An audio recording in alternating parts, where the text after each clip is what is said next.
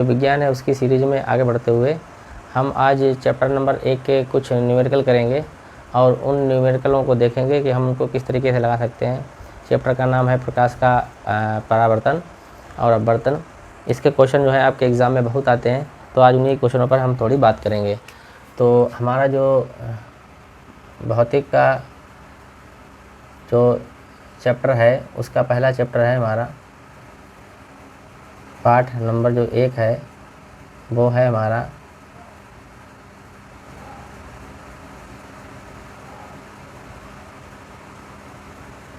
प्रकाश का परावर्तन एवं अपवर्तन। तो इसके कुछ क्वेश्चन जो हैं हमें लगाने हैं और देखते हैं उनके क्वेश्चन को किस तरीके से लगा सकते हैं।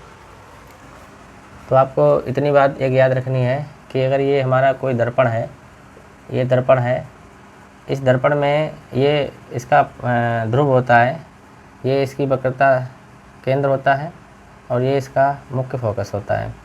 तो जो मुख्य फोकस होता है वो दूना होता है वक्रता त्रिज्या के। ये टोटल हमारी यहाँ से यहाँ तक आर है, तो इस आर के वैल्यू के बराबर टोटल आर का मान फोकस दूरी का दूना कर दीजिए, इसके बराबर होता है। मतलब आर बराबर, अगर हम ये बराबर निकालना चाहें तो ये बराबर r/2 होता है। ठीक है, एक बात हमें ये नोट करनी है। दूसरी, हमें क्वेश्चनों को लगाने के लिए दूसरी बात ये होनी चाहिए कि हमें दर्पण का सूत्र आना चाहिए। दर्पण का सूत्र, तो जो दर्पण का सूत्र होता है बच्चों वो 1/f बराबर 1/b प्लस 1/u होता है। ये दर्पण का फार्मूले का सूत्र है। दर्पण चाहे उत्तल हो या अवतल, दोनों में यही फार्मूला काम करेगा। ठीक है, एफ क्या होती है, वो फोकस दूरी कहलाती है। फोकस दूरी सवाल में दी जाएगी। बी जो होता है वो प्रतिबिंब तक की दूरी, प्रतिबिंब तक दूरी हो जाएगी। और जो यू है वो वस्तु तक की दूरी होगी, वस्तु तक की दूरी। ये चीज़ें हमें पता होनी चाहिए। इसी आधार पर जो आर है, आर को क्या बोला जाता है, वक्रता त्रिज्या होती है, त्रिज्या। ठीक है, वक्रता त्रिज्या कहलाती है। उसके बाद हमें क्या पता होना चाहिए, हमें आवर्धन मालूम होना चाहिए। आवर्धन जो होता है उसे यम से डिनोट करते हैं और यम बराबर होता है प्रतिबिंब की लंबाई, प्रतिबिंब की लंबाई बटे वस्तु की लंबाई, ये होता है। यानी कि अगर हमारी वस्तु है, वस्तु की लंबाई अगर ओ डैश है तो प्रतिबिंब की लंबाई आई डैश लिखी जाएगी। ठीक है, तो यहाँ पर हम ओ डैश को जो है बच्चों वस्तु की लंबाई मानेंगे, वस्तु की लंबाई वो लिख रखा है, और आई डैश जो होगा वो हमारा प्रतिबिंब की लंबाई होगी। ठीक है, ये आपको याद रखना है। अब इस ओ डैश और आई डैश का मान होता है b/u के बराबर, वो भी माइनस में होता है, आपको ये याद रखना है। तो ये कुछ फार्मूले हैं, इसमें फार्मूला नंबर 1 ये है और दूसरा फार्मूला ये है।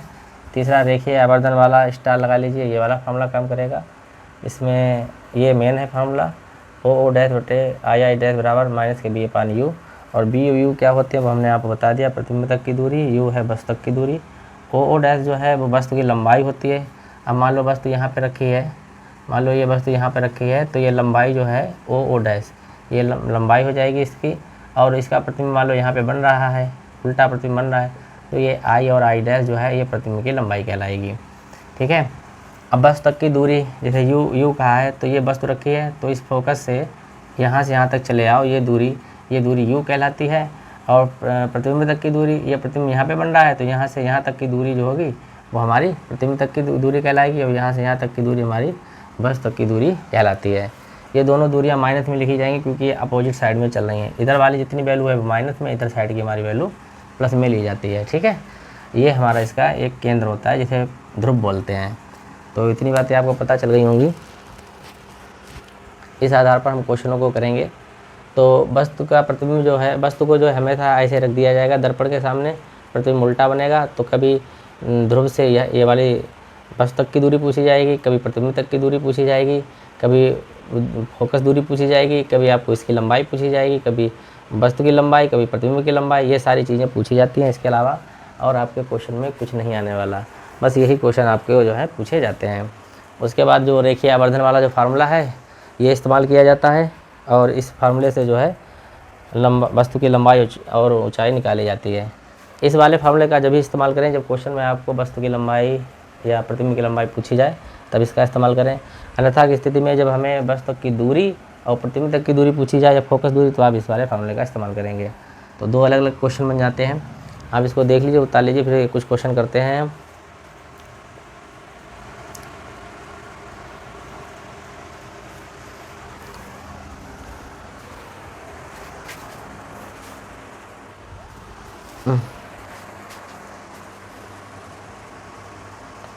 तो ये क्वेश्चन हमने लिख दिया है। अगला क्वेश्चन आप लोग देखिए, इसको किस तरीके से लगा सकते हैं। कोई एक अवतल दर्पण है जिसकी वक्रता त्रिज्या जो है 20 सेंटीमीटर दी गई है, यानी कि वक्रता त्रिज्या जो है उसको आर से लिखते हैं, वो कितनी है, -20 सेंटीमीटर। तो अवतल दर्पण है, तो अवतल दर्पण ऐसा होता है, इसकी वक्रता त्रिज्या ये रही, इधर साइड की दूरी माइनस में होती है, इसलिए होगा -20 सेंटीमीटर। यही हमारा दर्पण है, अवतल दर्पण, ठीक है। उसके बाद किसी वस्तु को दर्पण से कितनी दूर रखा जाए, यानी इसी से कहाँ पर रख दिया जाए, यू का मान आप पूछा जा रहा है कि दर्पण की वस्तु से दूरी क्या होती है, वो यू होती है, वो हमें पूछी गई है कि उसका 2 गुने आकार का प्रतिबिंब प्राप्त हो। प्रतिबिंब जो है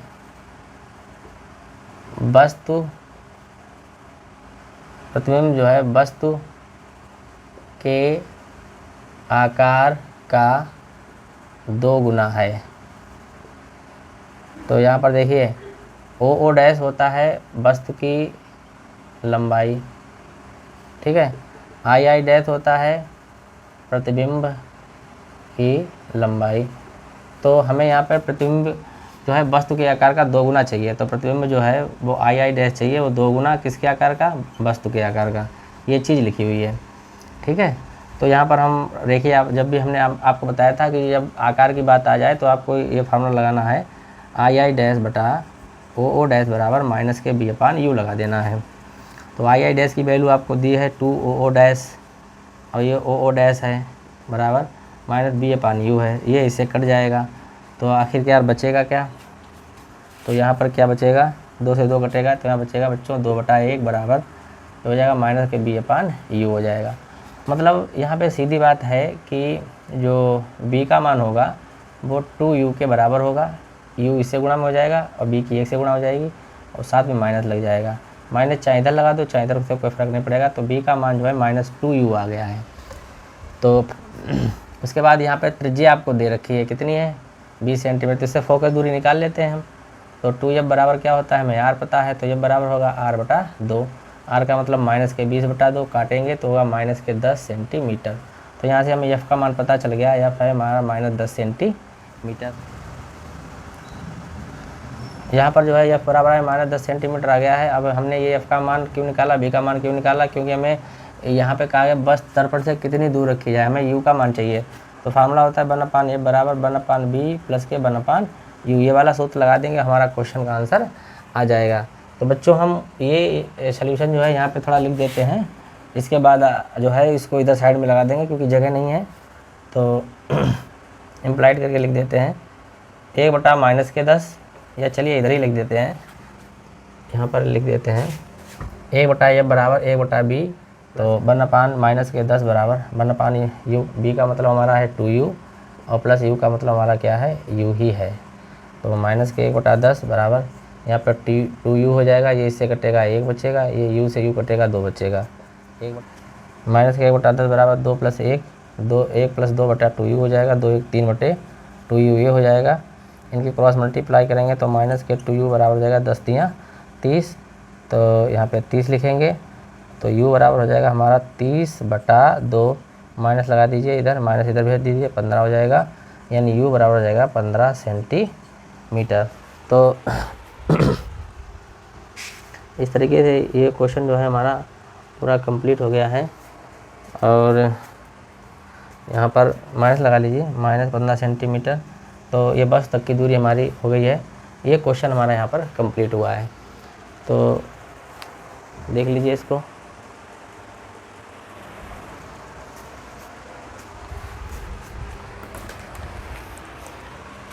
तो आप ये समझ गए होंगे यहाँ पर कि वक्रता त्रिज्या जो है वो r बराबर -20 सेंटीमीटर, बस दर्पण की वस्तु से दूरी u बराबर पूछी गई है।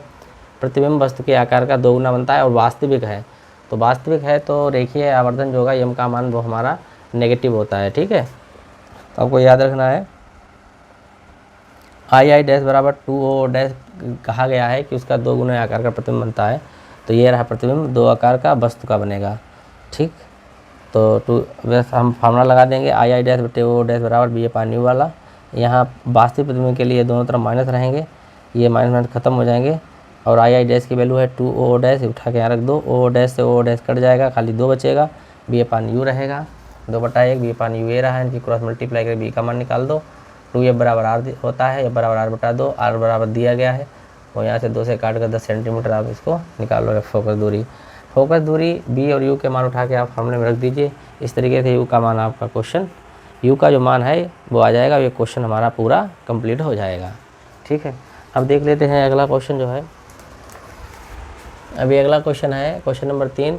अब देखते हैं इसको किस तरीके से लगा सकते हैं। बहुत ही आसान क्वेश्चन है, थोड़ी ही क्वेश्चन में गिनतियाँ दी जाती है, उसी के आधार पर क्वेश्चन को हमें पूरा कर लेना होता है।